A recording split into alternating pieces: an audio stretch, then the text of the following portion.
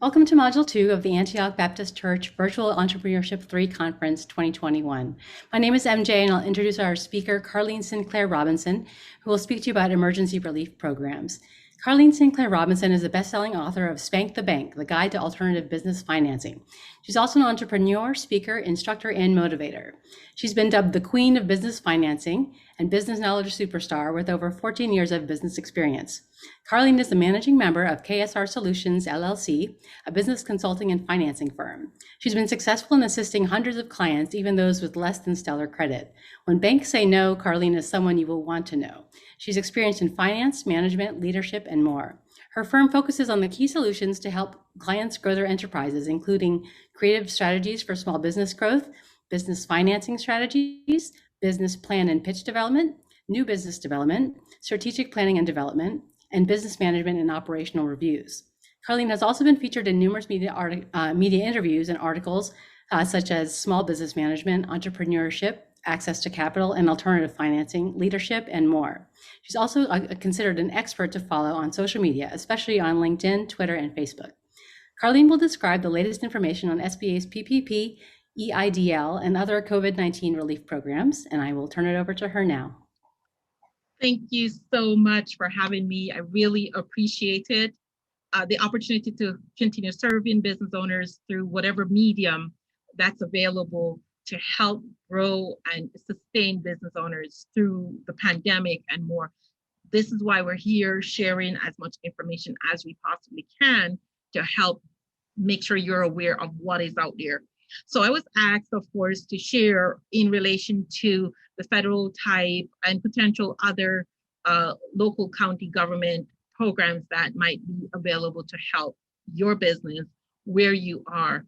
But before I dive into telling you as much as I can within the time allotted, we want to make sure that you're clear that you need to have certain things in order with your business, your financials, get your things in order so that you're able to be effective in accessing the funding. Pay close attention to what they require and understand that the federal programs might ask for a particular set of documents, whereas state and or local programs might ask for additional things that you might not have thought about. So we want to make sure that you're clear as to what are those key things that you should be considering for a business that might be seeking any type of government related funding to sustain you through the period that we're going through. So of course, we've all lived through COVID. Some of us have not lived through it, and we'll take a moment for those we've lost.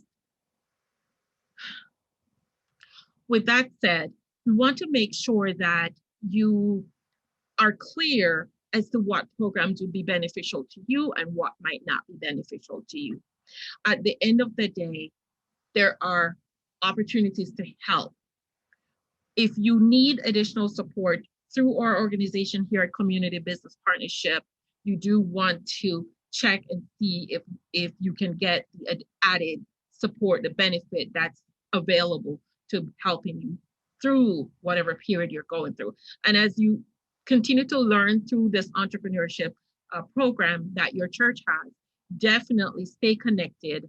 Aside from knowing that these programs exist, it is very important that you are staying in connection with those resources that are available, aside from just trying to figure out what funding is out there. Because at the end of the day, we will get through COVID, but will your business be able to grow over time without added resources? So again, what do you need to know? So of course, the federal government decided to pass the bill to be able to help business owners through the stages of COVID over the last year plus. And so with that, I'm currently sharing the screen for the SBA program. And as you can see on the left side of the screen, you have the various programs that the SBA came up with. What a lot of folks don't realize is that the EIDL, as it's called, the Economic Injury Disaster Loan Program, it is there to help across the country, across the board, as to the various types of challenges, disaster activities that might have happened to a business. So of course, COVID is one of them, one such program. You'll have grant programs that's connected to some of these funding options, whereas some are actual loans you will need to pay back. If you are not clear, I am making sure that you have access to the website here with a variety of information so you can see on the screen. If you were to go and get the EIDL loan program, you would need to pay that back, okay? They did away with the actual grant that was a part of the EIDL before. And that was if you had not applied for it last year, then this year you wouldn't be able to actually access that. So if you applied for EIDL last year and was turned down, you might want to consider reapplying or actually checking with the SBA before reapplying and ask them what you need to do, because you might be able to actually access funding. Some folks at the time when they applied last year, they had not sustained an injury yet, according to the government's classification of that concept. So again, where are you right now versus where you were when you potentially might have applied for that type of funding? So we want to make sure that you understand what the possibilities could be. So of course, the terms and conditions for getting a disaster loan from the federal government, and it is directly from the government that you would get these funds. You would not be going to the bank for this economic injury loan. It's the SBA that is actually processing it.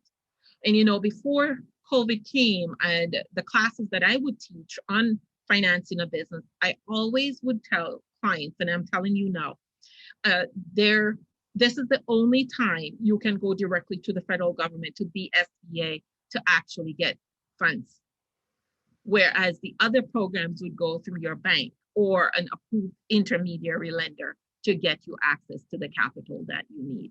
So we want to be clear. Did you suffer an injury during this time or not? Did your business grow over time, or did it dwindle to where you're only at 10% operational process at this time? So be clear as to what each program might be able to do for you, okay? So at this stage, the EIDL loan, it's a loan. It's not a free money, it is a loan. So you would need to pay it back. And as it says, over 30 years, along with a 3.75 interest rate. That's really low, right? And that amount, as you see, you can borrow a certain amount from that 1,000 on up to whatever your company can qualify for based on what the SBA requirements are. So make sure you're looking at your business and do you really need all of that money? And if you can go for a certain amount and use that over time, fantastic. If not, again, you have resources like the Community Business Partnership and other sources within this region to help you with your business. So definitely check the program out. There's lots of information, and we can definitely make sure that you're getting even more detailed information to help you. So let's talk about the PPP. It is in the news. We have heard so much about it that, oh my gosh, I can go get a PPP forgiveness loan, right? Yes, it depends on your business. Again, are you operating as a sole proprietor? Are you operating as a single member LLC? How are you taxed? Are you a C corporation or an S corp? All of those processes. How do you employ people? Do you have employees or no employees? Right? We must understand those various aspects of the program.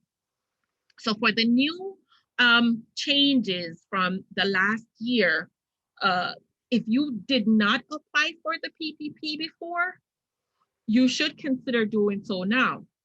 At the end of the day, there's still money there to help business owners get some further guidance on that. This is a short overview to say, this is what you can do, this is what you shouldn't do, and from there, how could you get access to those dollars. So one quick note for those people who are sole proprietors, independent contractors, and potentially eligible self-employed folks, you need to think of your gross income and not just the net profit. Oftentimes when we talk to business owners, when we say, what did you make last year? Oh, I didn't make anything.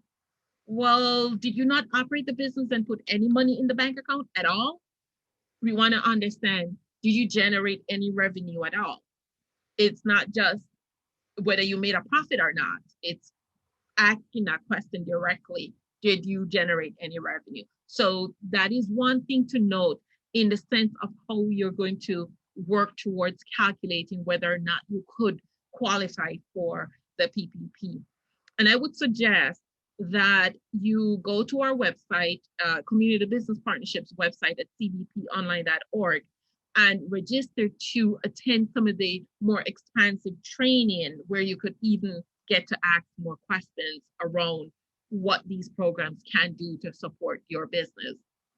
Because at the end of the day, it's a lot for you to digest, and you do need to get the help to be able to make it happen.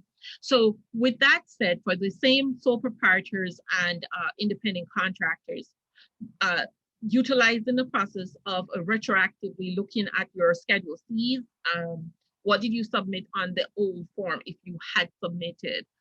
If you want to go back and look at, did you apply it before March 3rd of this year, 2021? And if you did not, what do you need to do? All right. So you want to make sure that you are clear on that. With that said, there have been some eliminated restrictions, whereas business owners who had prior non-financial fraud felony convictions, you can now be considered to apply for the PPP program. All right. There were business owners who could not actually apply for it.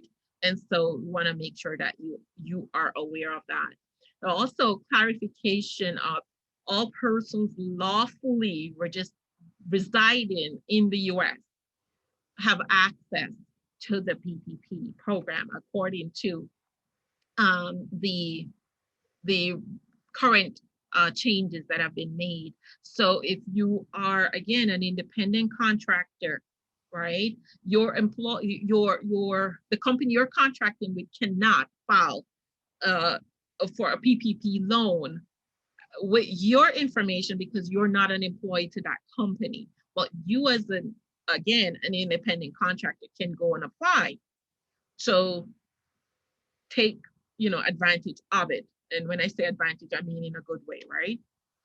So with that, when you think of where you were, as it says, for the first draw program, they're considering those businesses that were in business before or by February 15th of 2020.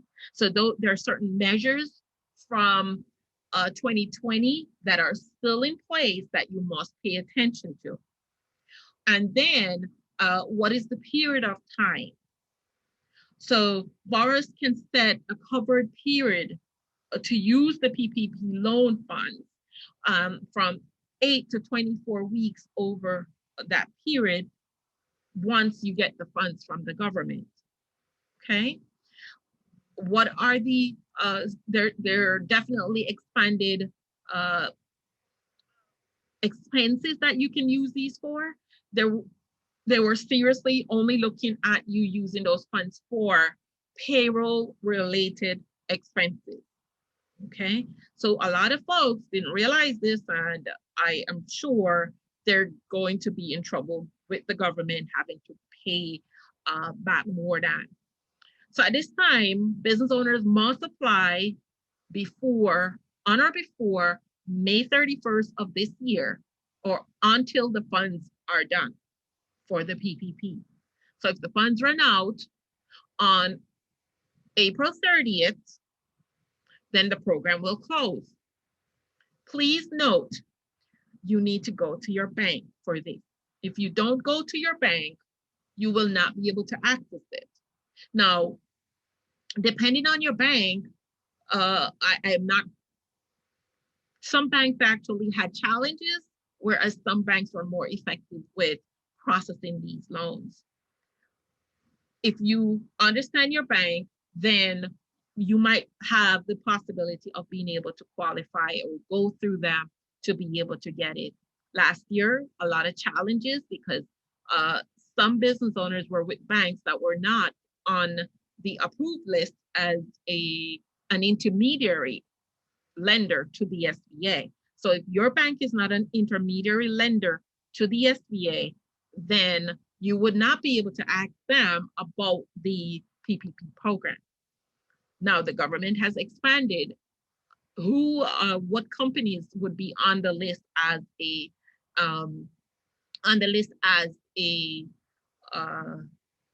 intermediary source. So if they are intermediary source, whether they're fintech type companies like Cabbage and On Deck and some of the others that are out there, great. Go check the other companies if your bank is not doing so. So where's the difference between the EIDL program, which is that economic injury disaster loan program? That program is different from this PPP program, whereas one, you go straight to the SBA, and one, you have to go to your bank to get those funds. The SBA will not deal with you directly when it comes to the PPP, okay? And for the repayment process, you would be going through your bank again, all right? From there, it is very important to make sure that you are accessing and providing the necessary information that is needed. Right now, it says, and I'm going to read this as clearly as it says. So we have sole proprietors, independent contractors, self-employed individuals are still eligible. Certain nonprofits were not able to apply before. So you can consider, if you are a nonprofit, to be considered for it. Certain internet type businesses could not apply before. Those can now do so, right? So there are a variety of sources, types of businesses that can now apply. Chambers of commerce in other organizations can also apply for the PPP program. With that said, the maximum on the PPP program that you can access will be $2 million, okay, based on your company. So it's not me saying you can qualify for $2 million. It is what your financial says you can actually qualify for, up to a maximum of $2 million if your financials can sustain that kind of weight, right? So with how they do their calculation, if you can qualify for a PPP loan up to $2 million, that you can then expand over 8 weeks, 2 months, 8 weeks to 24 weeks, then that is something to consider, okay? With that said, let me touch base really quick on the program that is new, 2 new programs that the government just actually came out with. And we want to make sure that you are aware of them and definitely want to share. So the government has opened up for the shuttered venue, as you can see on the screen, shuttered venue operators grant. This is a grant. They won't need to pay it back, so that you can, that if you're a business owner, that your business operates an actual venue of some sort, that you are able to actually get some funds to sustain your business. With that, please be aware that, again, this program will be available as long as funds are there. All right. If funds are not there, then you, of course, will not be able to qualify. So a lot of folks are lining up right now to go after the program.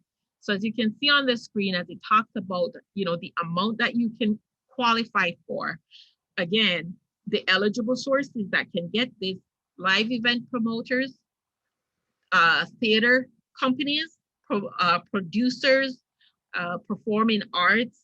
So the government's trying to help these types of um, business owners that they suffered an impact through the finance, through the, sorry, pardon me, through this COVID challenge that we're going through. So again, were you impacted? Please be aware, this is applicable to those companies that were in business before February 29th of 2020. If you weren't in business before then you would not be able to qualify for it. So whether you're dealing with a federal program or you're dealing with a county or state program, please read their guidelines before you apply. Because if you're applying and you started on March 1st of 2020, you would not qualify for it. All right. And they started accepting applications on the 8th of April. So they literally just opened it. Now I'm going to mention the other program that's literally in the works right now. And that program is for the restaurant industry to be able to get access to funding. The application is not even live yet. Maybe by the time this presentation goes live, you might hear that it's fully on stream to help business owners, but the government is in the process of finalizing the operational perspective of what will need to happen for that program to help the restaurant industry that has just been utterly decimated with the fact that COVID is here. So we want to make sure that you are clear and aware of these things that are, coming down the pike. There's potential too for additional funding from local counties.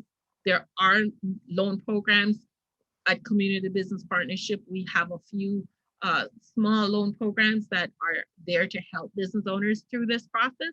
And so we want to make sure that you are aware of what's going on. And again, it's staying in tune, it's staying in connection. If you own a business or you want to start a business, it's not just thinking of, okay, the fact that we have we have a disaster going on. Many folks are thinking of starting a business during this time. And actually, I can tell you historically, and we're seeing it right now, more people are starting businesses right now. How do we fund those types of businesses? First and foremost, don't go looking for a grant to start up a business right now. You more than likely might, if you find one, you can let me know and so I can share it with others. But right now, for those thinking to start up a business, going after a grant to start that business, unless you're doing a nonprofit or some kind of developmental, or maybe you might be doing research, that's where you might find more of those types of stuff. And I would suggest you check grants.gov to be able to learn more about those types of potential grant opportunities for businesses. But definitely, it's more so looking at what is your city or your town or your county doing? Are you talking with those sources, those board of supervisors, or the folks who are in the economic development agencies within your region? We're here in Northern Virginia. Some of you might live in Fairfax County, you might live in Loudoun County, or wherever you live. How are you connecting to these sources that are making these changes, right? So if you were watching, the Fairfax County government just actually, for the second time in a year plus, they passed the process of microloan funding in Fairfax County to continue to help small businesses. So what would the other counties, if you live in another county, what are they doing to help business owners? So pay attention to that, and not just trying to see what the Small Business Administration is doing. There are other government agencies that might be offering programs. The U.S. Economic Development Agency also has other programs. We have the CDFI fund that's also coming out with funding programs that you will potentially see organizations like Community Business Partnership sharing funding opportunities because of the bill that the president signed, along with whatever is coming down the pike to help make a difference in our community. So again, all I can say in closing is that stay connected, reach out and get help, because it is there. You just need to access it. Ask questions. Don't wait till it's too late. So depending on where you are with your business, or if you're starting a business, still you need to reach out for those types of support. I mentioned the local government. I mentioned organizations like CBP, CDFI organizations. Definitely make sure that you are staying connected and getting that type of support. It's one thing to know the programs exist. It's another to really get the kind of help to develop, to be sustainable, the next tsunami of challenges that we might experience in the future. And yes, we will experience more. But how do we prepare for it and get ready? So thank you for having me. I do hope I shared enough with you to help you through whatever it is that you're doing. But I know it's a short time, so definitely connect with us, and I'm sure our information will be shared with the team and with you. Thank you. Appreciate it. God bless.